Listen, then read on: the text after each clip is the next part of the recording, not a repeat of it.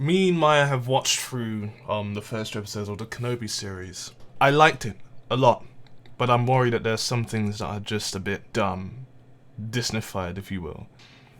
I don't think it was too Disney-fied, for lack of terms. Really?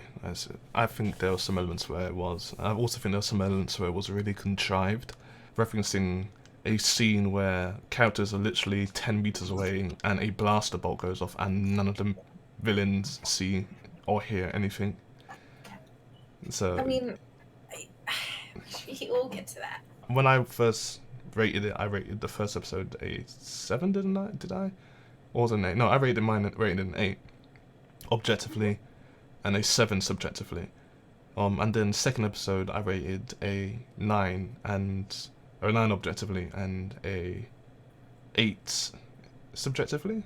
You know, forget it. Spoilers. We're gonna spoil everything. You've been warned. The Grand Inquisitor gets shanked by Reva in episode 2. Now, at the time of watching it, I thought he died, so I was pissed because that would have broken canon. However, he's in the trailers. I've checked. Before I said if he survived, it's a 9, if not 4. I know he survived, but watching it again, I noticed some things that really got on my nerves. So I'd rate it as 7. Episode 1 is despite the fact that I enjoyed episode. I still think they're really good. Yeah, it's the best thing to come out of Star Wars since the prequels, including the Clone Wars in that. Though I'd argue it's better than Season 7 of the Clone Wars because, you know, Martez arc and Bad Batch being shoehorned in. I'm just mad that Rebels is still canon, because that means Maul dies in Rebels.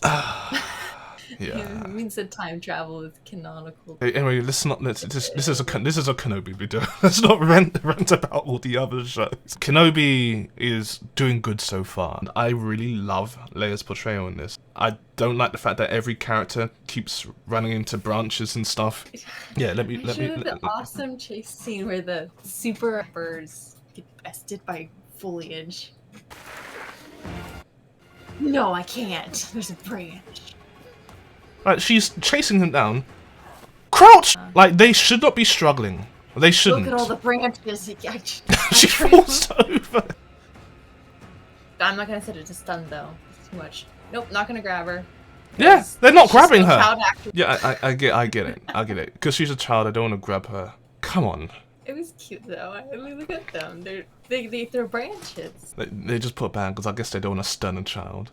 But yeah, there's some contrived stuff with the whole Leia thing. Episode 1. But episode 2 has worse. The cousin literally says to her, "You're not a real Organa." And then when her mum's grilling her, like, Leia doesn't register, and I get child. But why wouldn't you say, I'm not, like, she later on says, "I'm not a real Organa." Why wouldn't she then say, "He said I'm not a real Organa, that's why I roasted him in the dinner"? Anyway, let's get back to episode 2. I just don't understand how they miss for so long. And that's not the only time Kenobi hits on the right side of Croc Hunter. He's continuously missing shots the entire time. And I get it, he's disconnected from the Force, so he's not the marksman like we saw in the Clone Wars when he was in the box, right? Like, Kenobi was hitting targets like it was nothing. But they're continuously missing each other. I just now realize how ridiculous this is. That is literally just a crocodile. Yeah, and the crocodile isn't aiming. On top of that, how can it aim? Well, I guess that's no offense, but how? I guess that's how he's been missing so many times. Oh, obviously Haja. We didn't cover Haja.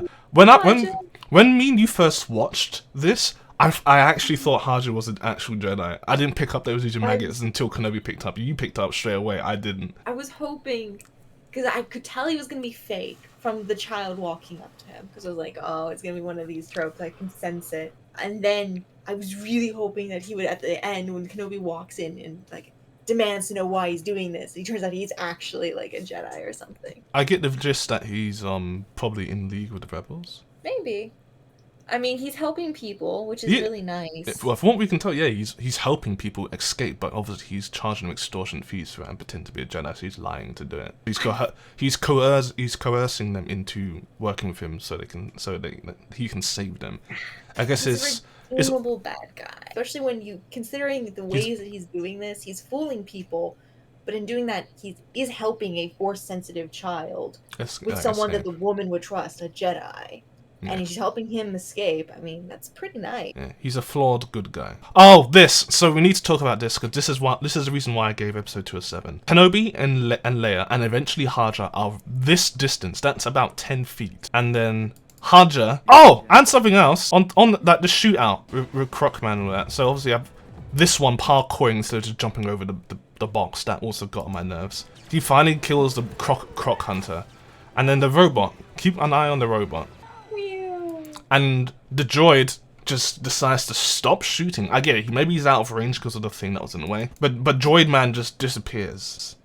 Is Kenobi now behind cover? There's a big box. I mean, I would think that the droid is attacking on right side is blocked. I get it. That's probably why, because he goes behind cover. Fair enough. But it'd be nice if you could see like the red like flashing of him still trying to hit him. Yeah, literally.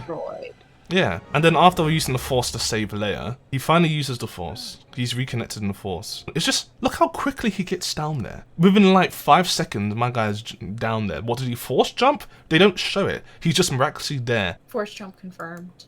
No, that's the issue. It's not confirmed. So what, we just left to go on here, say. A Jedi! Duh! Snips. The Inquisitors don't hear that. They don't think, oh, there's gunfire 10 meters away from us. Oh, is that Kenobi? No, they don't do that. And they're there for a solid minute, Maya. They're there for a minute. And the fifth brother, I get the fifth brother's incompetent, as we saw in Rebels. But him and the fourth sister don't see any of this. They don't pay any attention. Neither do the stormtroopers. They've established that they can't see them, so we as viewers are supposed to assume but that's not how I get my stop. That's not how it works. It's bad writing. It's bad filming. It's bad directing. I just don't get how the Inquisitors are like that. Then obviously you have the first sister doing parkour because she needs to look epic. I mean, I like her flips in the wrong direction, rotationally moving one way. Yeah. Haja act. I love him. He beats Hondo. I disagree with that statement. And he's one of your favorites, not mine. I want him to be secretly just a really, really bad Jedi. Hold on. But the shot's really bad because just watch it. This is you can tell I work on film sets. Arm stretched out, and then all of a sudden her arm's not out. I hate it. I hate it. I bloody hate it when they do that in editing. One other thing I want to comment as well is the fifth brother. His voice. Just listen. She thinks she will gain favor by capturing Kenobi. Base. Yeah, they've artificially added it bass, and it just doesn't work because you can hear, especially in episode 1, when he pushes her to the wall. He's roasting her. I got to load up that episode just to show it. Please. Actually, I'm not an audiophile. Please show me. it's not just being an audiophile. I've worked on film sets and I've done sound design work, so I know this stuff. Also, I've noticed we forgot one other thing. Oh yes, this. I love this. The thing with the knife. The same thing with the chases. Reva is the only person who has bloody common sense in a chase scene. You can't stop him. You can't stop him. They both There's stop. panels. She stops. In fairness, at least the fifth brother has common sense. Well, maybe you should hurry the hell up. Do you know what I mean? It's video game logic. When the panels fall, there's nothing you can do. You know what it is? It's the pathfinding needs 10 seconds to 10 seconds to readjust. Also, another thing I want to point out, because I hate pathfinding. You can hear, because basically how they record on film sets is they don't put mics, especially on Hollywood productions unless they have to. They don't put mics on them. They have a boom mic overhead recording them. You are too impulsive. You can hear the background sound also being artificially enhanced by the on regards to its low end, the bass. What they do is they cut it off when she pushes his arm off of her. This is the downside of artificially changing voices. If you want to find a voice that sounds similar to the original interpretation, hire someone who has a deeper voice. I get it. Maybe it's not as easy, but I know many actors in the industry who are maybe not as well known. But I get they want to fit their diversity quotas. They hire well-known Asian American actor to do this, and it's not lazy. It's clever what they did to compensate, but it really grinds my gears. Also, so I've worked on film sets as an essay before. So I've done passerby stuff. I've done special action stuff, and I've done featured stuff as well. In this scene, you see her walking there, right? And then in this scene, it's like she was just hanging on the side here and then just walked around the wall.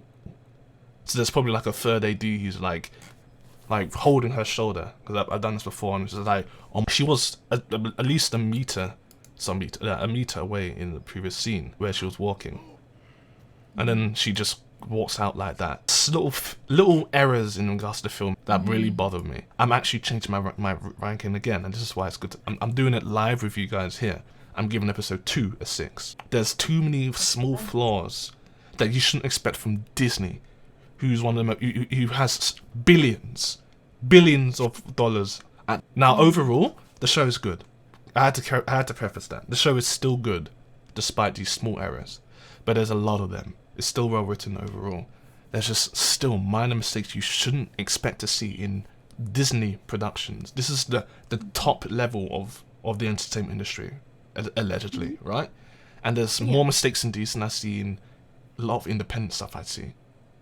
Or a lot of double A productions I see. Or stuff from the 80s that I saw. It's annoying to see. But then we get a nice payoff later on. Oh, and also the payoff with the clone. This rips the heart open. Spare any credits. The veteran clone trooper. They brought Tamora Morrison back for this. And I was like, oh no. Because this bloke was probably in one of the guys who stormed the temple to chip in. But you think that he would recognize Kenobi, considering that the 501st fought alongside the 212th. Well, I'll reference it for people who never watched the Clone Wars. The 501st Battalion is the clone army group or clone trooper group that served underneath Anakin Skywalker. Meaning, the clones, because they stopped production of the clones after Order 66, as we saw in Bad Batch. This clone would have probably recognized Kenobi. So I think them showing him, which I get, it's a great throwback. And it's like, yeah, he was in the temple, but how would he not know who Kenobi is? Might have been him, actually. Because, oh yeah, that's one thing I forgot to mention as well. My theory is the first Jedi Padawan, or youngling I should say, that is shown in this shot is Reva.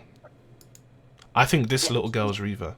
She's the only one out of all the Padawans to wear a color. The camera follows her.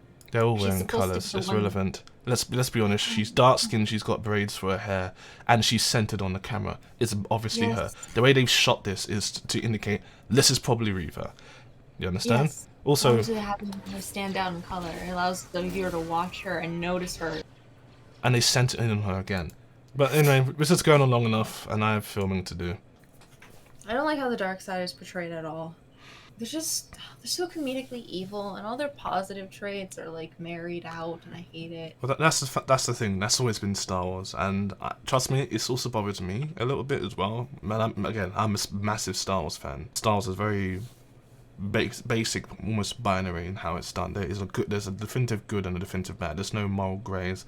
They occasionally do that in the Clone Wars. They portrayed that not every good person is good. I mean, you literally see Anakin force choking people almost half to death. So there's a lot of moral ambiguity. Can't speak today. Keep that in because it's funny. But ambiguity. Ambiguity, boppity. Yeah. I like how the Grand Inquisitor is in this, and he doesn't look anything like he does in Rebels, however. But his mannerisms, how he behaves, how he walks, his abilities with the Force, I think are pretty well done. He's not Darth Vader levels of powerful or Dooku levels of powerful, considering he was actually a Jedi as well. He wasn't the highest ranking Jedi. And they don't give you that promotion you need, so you join the dark side and get it yourself. Literally. If you compare the Inquisitors in Canon to the Inquisitors in Legends, the ones in Legends are a lot more fun. Though, at least these Inquisitors make more sense, because the Inquisitors in Legends were kind of just discount Sith. Yeah. I'm sorry, I couldn't hire Darth Vader to show up for your birthday party, son. Instead, we have Darth Vader at home. We got Darth Vader at home. I think it will be interesting to see what happens with Reva, because obviously the Inquisitor got stabbed in one of his two stumps. Oh, you don't know this, pawns or pounds, whatever the hell you pronounce it, have 2 stomachs. And he was stabbed specifically in the stomach. Even though he looked like he died after. Remember, guys, if you're gonna pull a hit, make sure it's species specific. Sifis survived more. Morse got chopped in half, literally. I'm more mad at her for not checking her dad. Like, she knows this guy is superior to her. She's just gonna be like, okay, I just... Yeah, there was the whole thing with her... abdomen. There was this thing about her being the least of us that the Grand Inquisitor said in the scene that I showed you before. I'm just saying, he looks very dead. Maybe he's faking it.